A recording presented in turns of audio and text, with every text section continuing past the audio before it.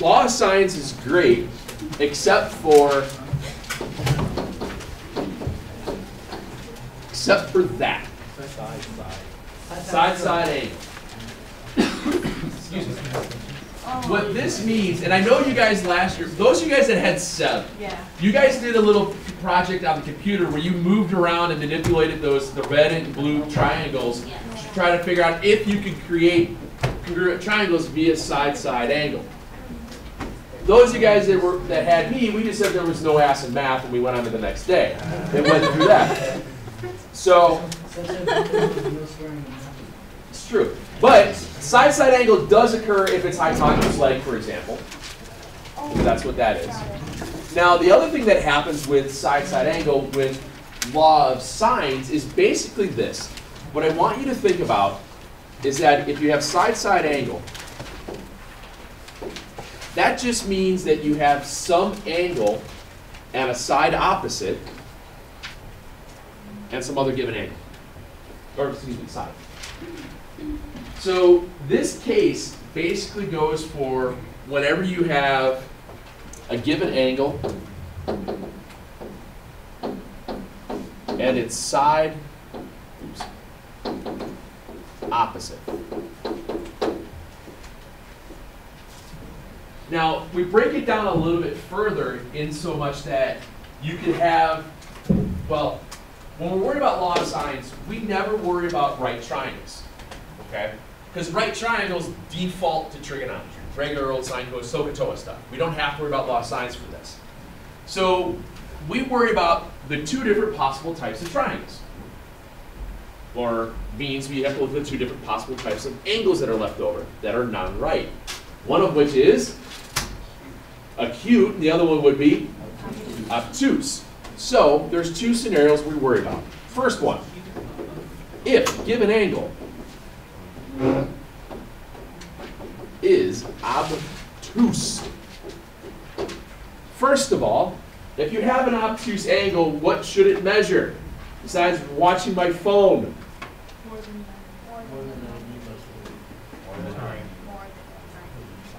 More than 90, less than 180 degrees. Do you agree? Yes. Okay. How many obtuse angles can you have in a triangle? 1. So there's 2 setups. If side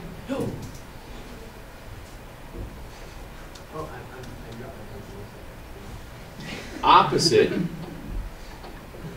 the obtuse angle is larger than other side,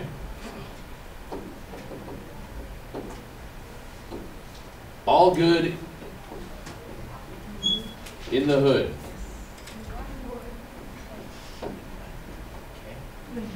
Think about the rules for triangles and angles and sides.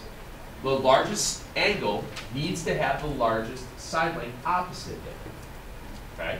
So if you have an obtuse angle and the side opposite is larger than the other given side, you're going to be okay.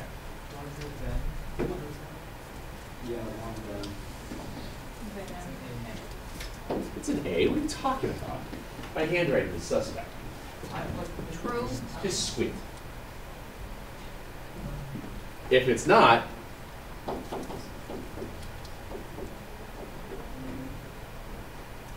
caution right there. If not, no triangle possible.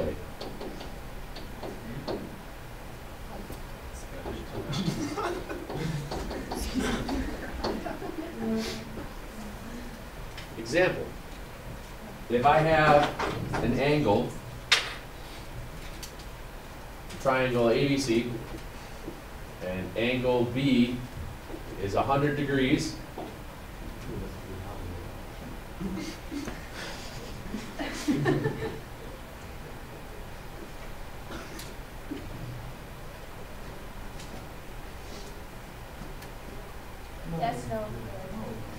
no es bueno. Basically, okay. Sure. Anyway, so it's basically quite literally this, okay? The book writes it out in such a weird way. They talk about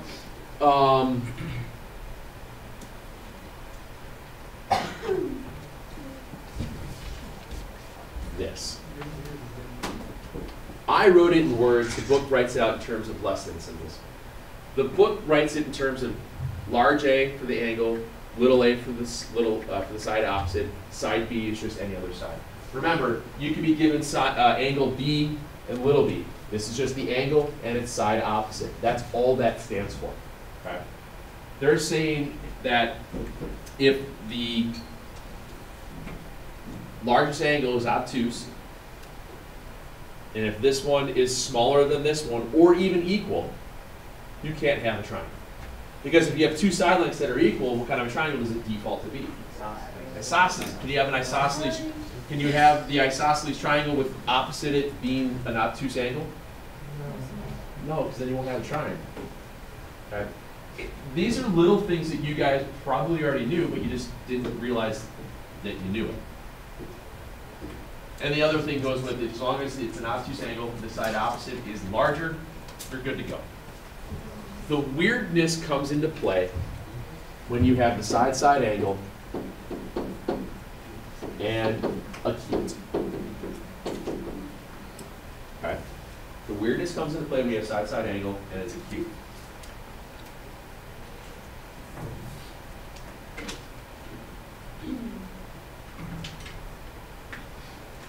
Now, the book goes through a couple of different ways of writing this out. I don't want you to go through all of this right away. I want to kind of show you what this means. So I think the way that I try to talk about it is a lot cleaner than looking at this. So basically, if you look at this, there's 4 scenarios. One of which means that you're going to default back to right triangle trig. So if you're given, you remember, A is your given angle, little a is the side opposite.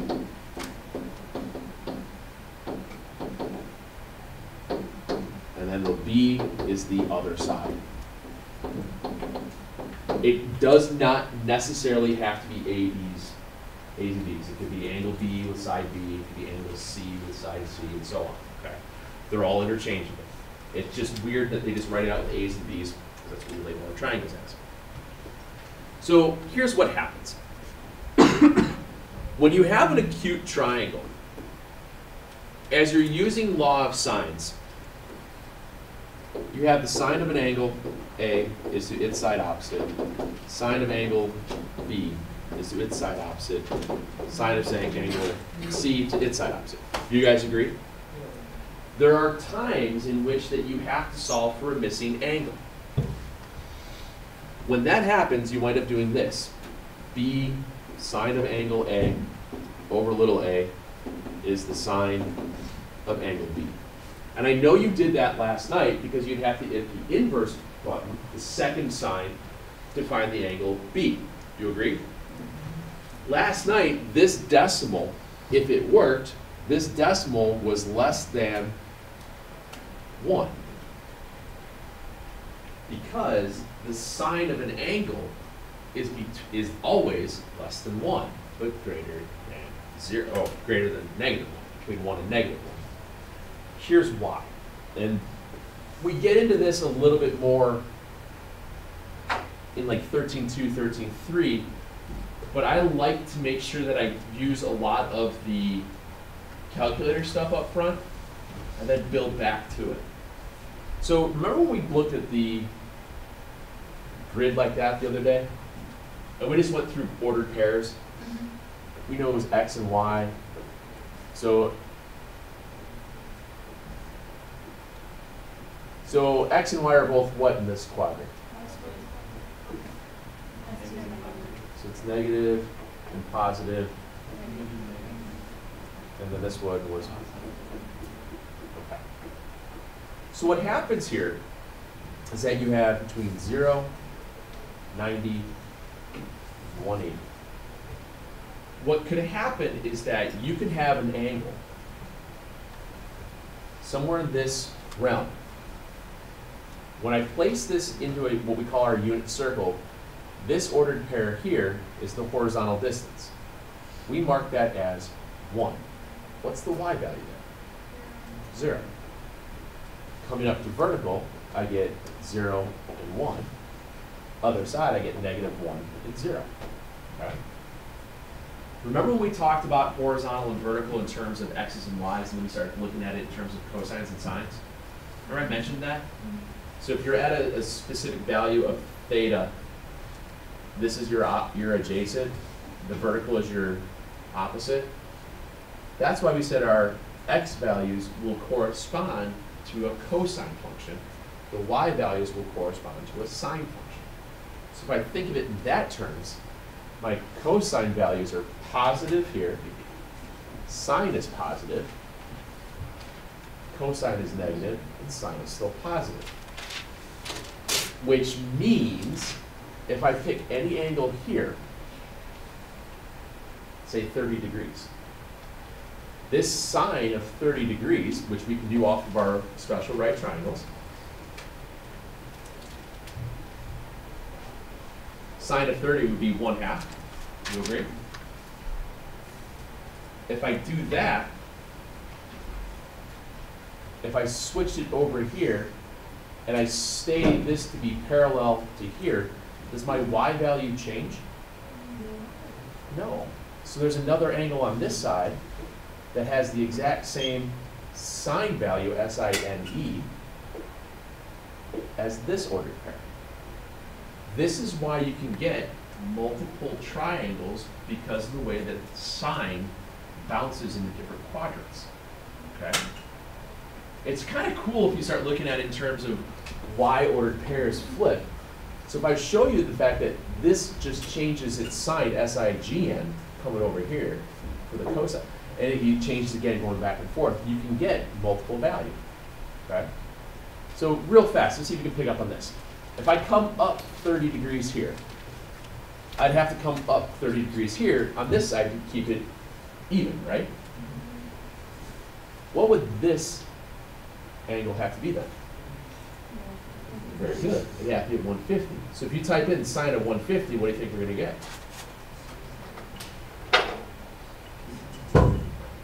You're going to get the same thing as the sine of 30. Okay. That's why we start looking at it in Algebra 2, that we start messing around with this idea that multiple triangles can be created, because a sine of an angle could have a supplement in the secondary quadrant that actually works. And that's where this comes in to be a little bit of a trick. It's not so much as you needing to memorize how all of this works. It's the idea that, do you know what a supplementary angle is? Yeah. If you know how to work with a supplementary angle, this whole idea of how you can bounce things into the quadrants to see whether or not you can have multiple triangles is extraordinarily simple. Also, it's very easy, even if you don't remember how the no triangle scenario works, if it shows up in your calculator that you get an error, that's because you're trying to take the sine of a sine of something that's greater than 1. You can't, because sine starts at 0, goes up to 1, comes back to 0. What do you think it's going to be here? -1, and it goes back to. That's why you see curves for sine curves starting at 0, goes up to 1, 0, -1, and 0, and then you do this. That's why they do that. Because of the oscillation within the quadrants. That's how all this works. By how the sine values, S-I-G-N, swing around. What's wrong? You're going too deep. Well, it's an honors class, this is what we do, so. Tail. Hate to say that, man. This is kind of how we teach. This is how we teach this stuff. No, it's fine. It's cool. It's All right. interesting.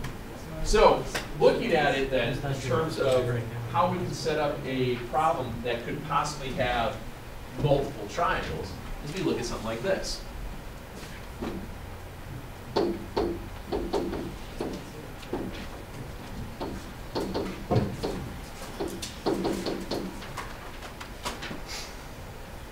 So I have an angle A, that's why I have the capital, little a, and then little c. So I have the angle, and I have its side opposite, and I have some other angle there. So a couple things that you check off right away to tell what might happen. One of the dead giveaways that you might wind up with two triangles, or a possibility of having two triangles, first of all, is your given angle acute? Yes, that's one thing to look for. Secondly, is the side opposite the other side given smaller? Yes. That's the second thing you check for. If those two things happen, you always want to double check. Even if it doesn't happen, double checking only takes a second, and I'll show you a real nice shortcut for it. Okay? So what do you think I'm going to do first? Draw it. I draw up my triangle. So I have 20, 10 opposite, and 11 opposite the C. Which angle do you think this is forcing me to find first? C. Okay, bueno.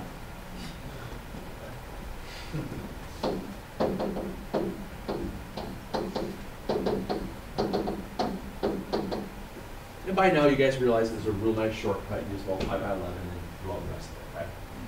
So in doing that, it's a lot faster than trying to use the normal board. Oh, let's see, 11, sine 20, enter, divided by 10, enter. And then I take second sine of my answer. I'm getting, rounding to 2 decimal places, I'm getting 22.1. Agreed? Maybe? Yes. Okay. I'm getting angle C. Okay. So now what I do is this.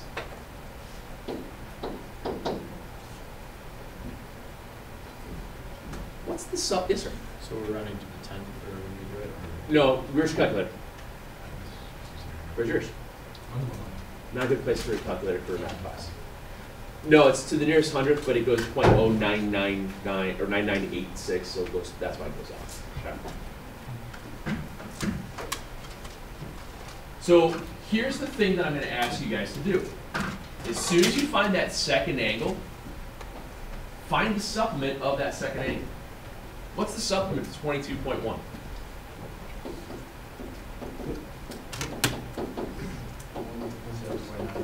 Okay.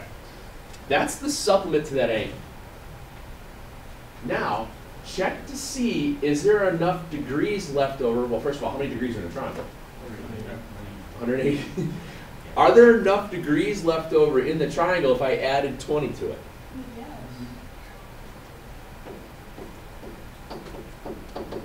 That means that there's the other angle B could be one of two angles. That means that this angle has two spots. That means that when I'm looking at it in terms of 22 degrees here, I come back up 22 degrees this way. That's why their sine values are the same, one acute, one obtuse. Yes, sir? So basically the two small angles are smaller than the larger one? No, just what I'm looking at here is that the second angle that I find, check the supplement. If the supplement added to the other angle has enough left over to make a third angle for the triangle, then you have two triangles. So you're basically saying it is a triangle in those two things. Because, I mean.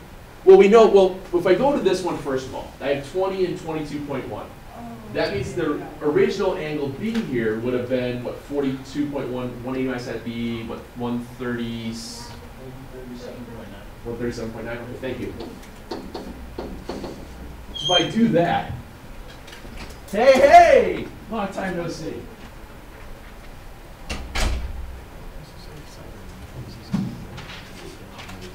Don't forget your calculator. That's friendship. Crappy hand.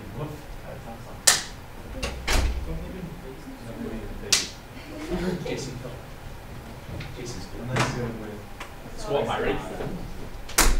That was really bad. You reach that? Yeah?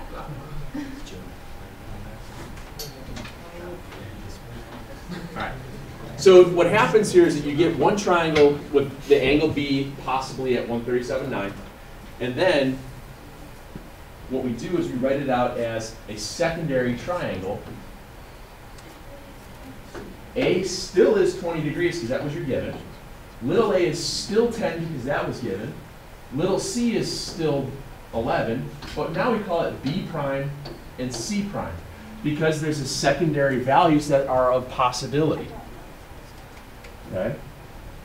One of the possibles for, was 22.1. The other one could have been 157, which gives you another B value. Well, let's see, 7.9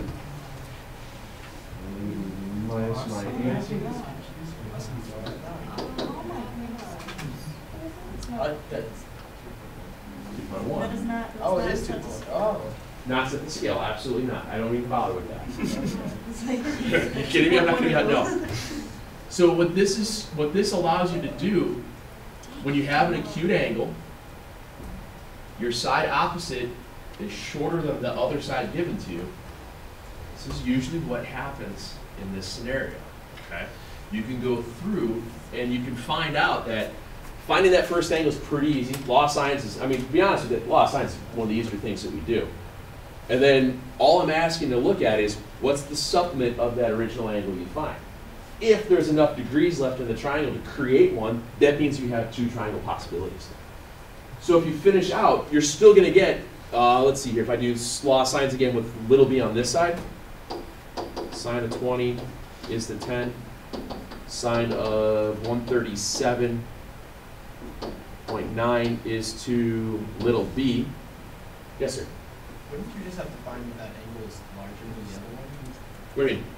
Because if you find the supplement of 22.1, and then you're adding the other angle, that's just saying which one's larger.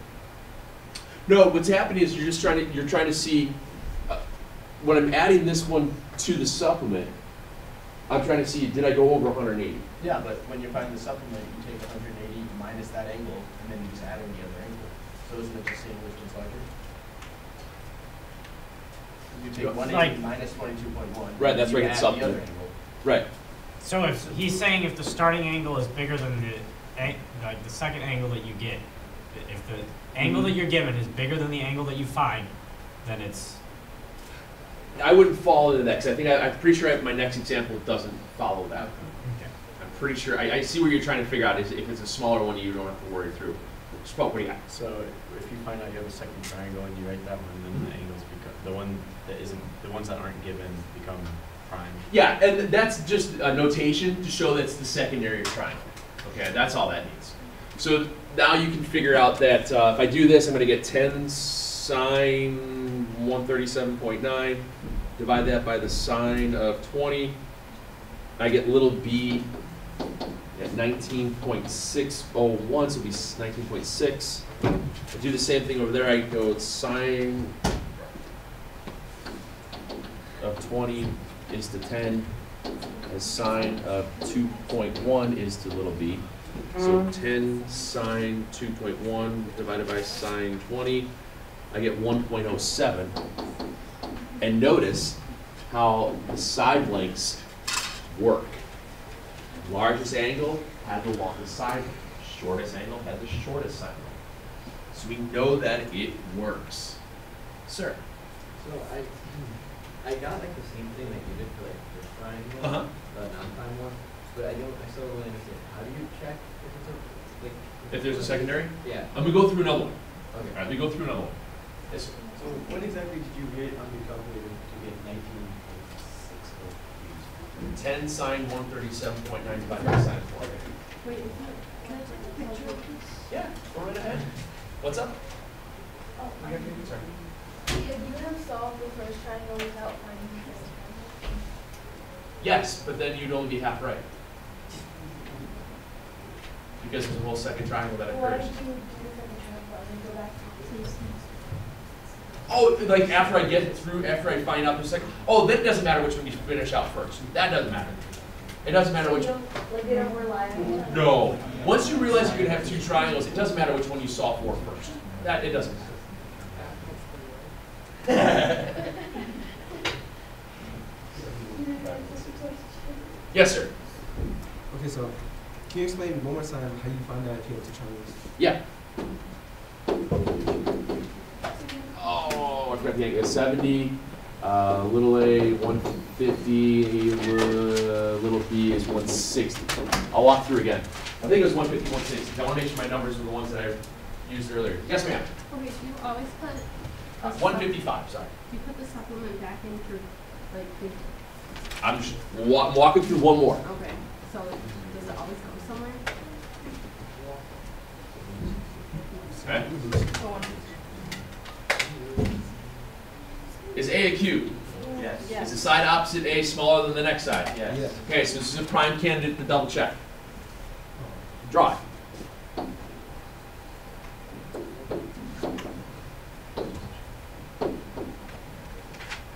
What did you just check first?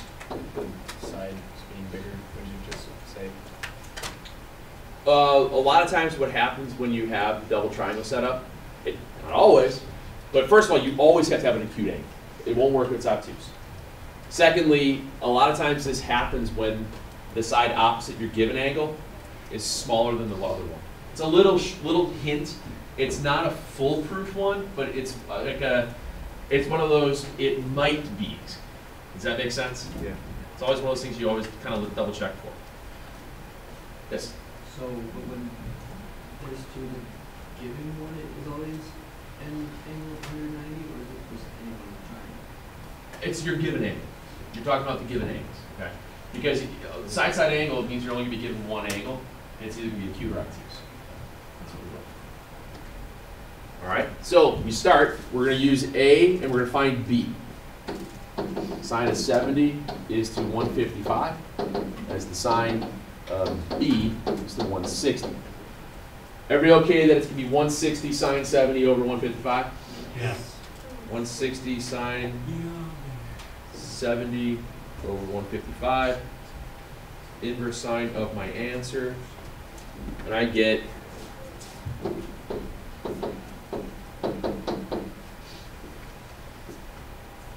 that.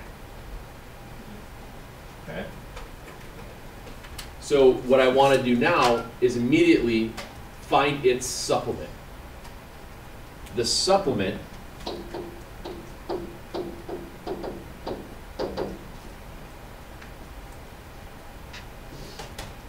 is 104.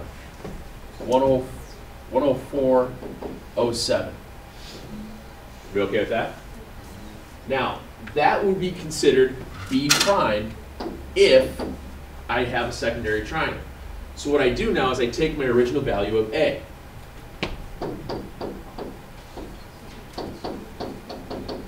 Do I have enough left over for the third angle? Yes.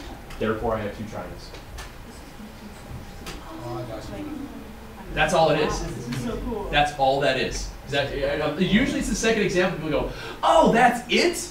Wait, and then after that, you just solve for the Yes. Yes, sir. Okay, so this is just Yeah. reproving what Carter said. It's two examples, man. You can't pigeonhole to two examples. But is there, I don't know, maybe. I mean, Martine. So your last number, Yeah. what does it have, what's the range for it? What is it for this one? Yeah, what does it Okay. have to be? How many degrees are in a triangle? 180. Is that less than 180? Okay, so it has to be less than like. Yes. Okay. Because now you know that you have your original triangle, where your original B value found is 75.93, which means you can find C by subtracting out.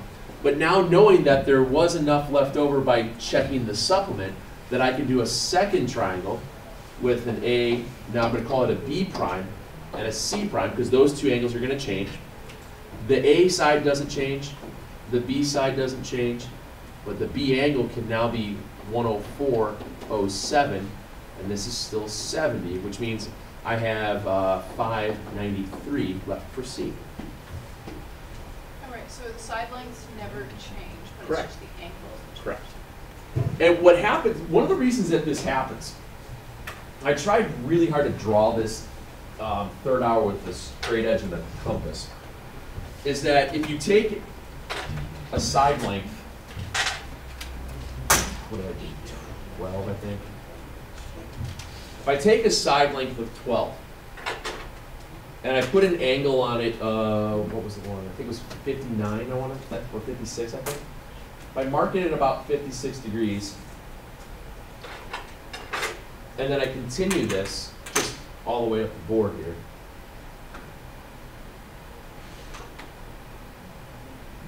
If this is 56 degrees, and this is 12 inches,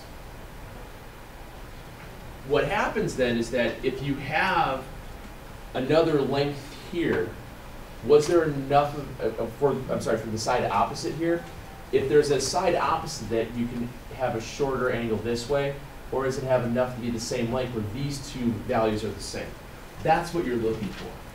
Is there some sort of a segment length that can touch this ray in two positions so that you could create two separate triangles dependent upon the placement of it? That's what this does. Okay? That's what this does, what you guys did on the computer last year when you're moving those the pieces around. Yes, sir? So, like, how does this, like, I know you said that this is super useful or whatever in like real life, this trig stuff. Yeah. Like, how would this transfer over though? How would it transfer over? Yeah. Surveying. Survey? Distances. It's a real common thing. Because you can always walk a horizontal distance, but if you need to know how far something is across a river, or across a lake, across your landline, something like that, something like this is really easy because you can measure your angle. I'm just gonna say, you can measure an angle where you're setting up your two rays. It's a very easy thing to set up. It's very common. Sir? Is this like could you use this, right, what you just drew on the board with the two triangles with prime and stuff? Could you use that to see, like, if you had so much material, to see what would be a bigger area? Yeah. Yep, that's exactly what you do. Exactly it. Yes, ma'am? Is there a graph of just scroll education Oh, yeah, this is one triangle. This is the whole other triangle. Oh.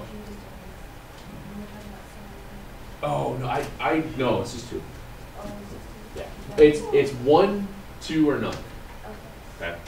And example wise, if I say A is, well, let's use a different letter. B is 103 degrees. Little b is 17, and C is 22.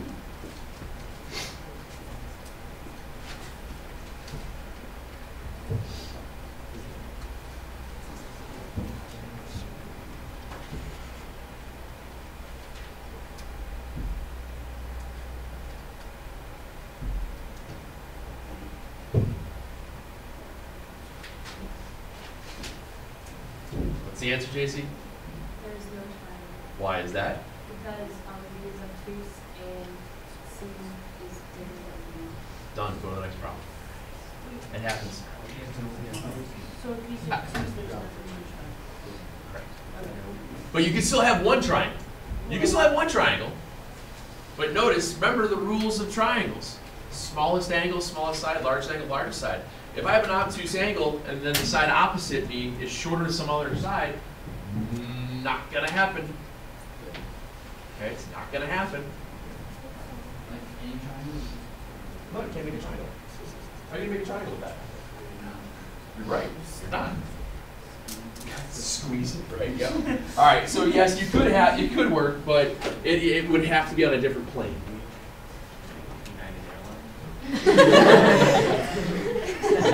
There's always one. Sir. So the reason for this is because it's obtuse. Is that what you're And not just because it's obtuse. You remember, you can have triangles that are obtuse. What I'm saying is that the side opposite, if you think about it in terms of, well, here's 103 degrees. If this is B here at 17 and this is C at 22, it's not going to hinge enough. Okay, it's not going to hinge enough over there to get that angle to work. Okay. Yay!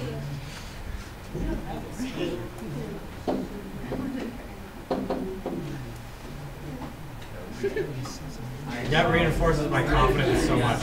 You're welcome. Okay. The other thing that you can use with law of sines is that law of sines, and this is kind of the other thing you were alluding to, and spoke about when you can use it for changing your area stuff. You can use it to find areas. If you have angle side angle, with the law of sines. We'll talk a little bit about this tomorrow. If you have angle side angle in the law of sines,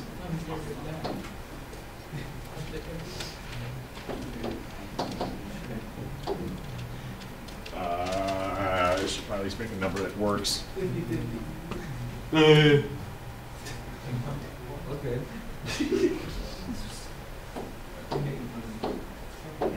if you have that,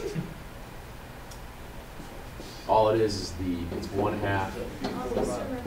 It's two angles. Oh, I meant side angle side. Side angle side angle side angle. It's one of those. Don't you sass me. Wait, Murphy, that's a 3, 4, 5 then, right? That's a, right? Not a right Yeah. triangle. Oh, no, yeah, that's, right? No, That gives you your area. You take 1/2, multiply the two sides together, take the sine of the angle in between. Seriously? Yeah. It is the easiest way to find area on any triangle. If you have side angle side. Works every time. Is there an order in which you look at the side? No, it doesn't matter because you're just multiplying straight through. As long as you're taking the sine of the given angle, if you've got the two adjacent sides, you're good. Okay? Yes, sir. Do they have laws like this for like irregular shapes, like octagons and stuff like that? Like I'm sure there are. I'm sure there are. Okay. We're going to talk a little bit about the area stuff tomorrow. Also, I'm going to talk a little bit about the law of cosines. Imagine something like an 8-sided figure. Law of cosines, if you recall from last year, law of cosines is for when law of sines doesn't work. Okay? For example, Is this today or tomorrow? Wait, is it? Yeah, is this tomorrow, right? Are we learning this We're right learning now? this tomorrow. Are you Yeah, gonna we're use learning this? What is sine angle side? What does that get you? if you're just given two sides and the included angle, that's all it is. That's just to find area. But half and two sides. What is that? It's the area of the triangle. It's slit. Okay, thank you. So law of cosines is if you had to solve a triangle that is not right triangle and you don't have any angles. So if you've got all your sides, okay? So you use law of cosines. Remember the law of cosines was the nasty long looking formula? In this case here, when you deal with law of cosines, there was one rule that you had to follow. The rule was that you have to find the largest angle first. Yes, sir? So what you do is you write it out in terms of the sides. B squared would equal the other two sides, sum of them. Subtract 2 times that times the cosine of the angle you're trying to find. I don't remember that.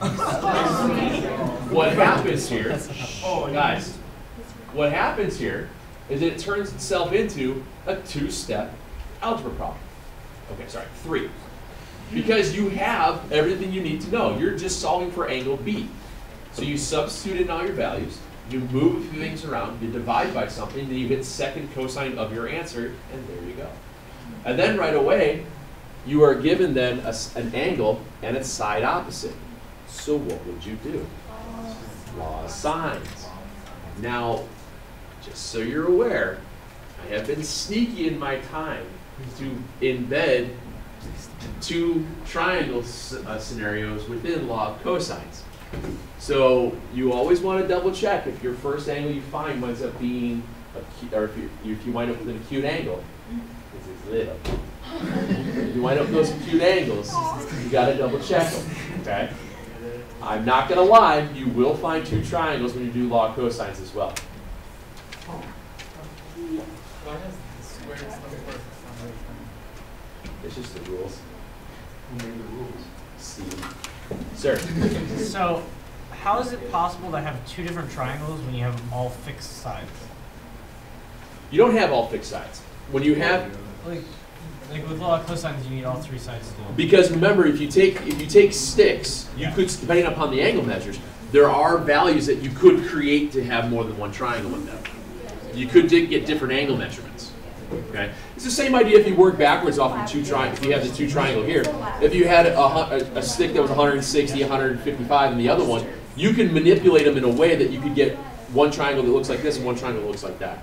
It does work. Okay, It's not as common, but it does have a possibility. okay. So what I have for you guys tonight is I want you guys to add on, I think it's like 5 more of these things. So it's on the same thing, it's 13.5.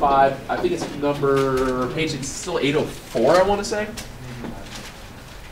29 to 33.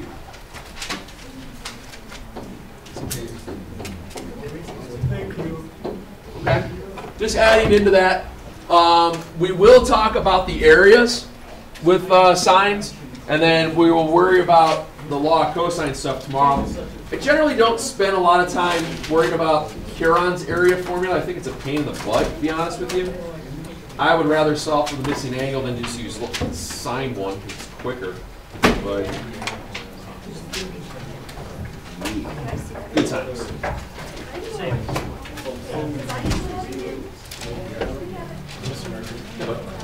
Let me pause this real quick and I'll be right there.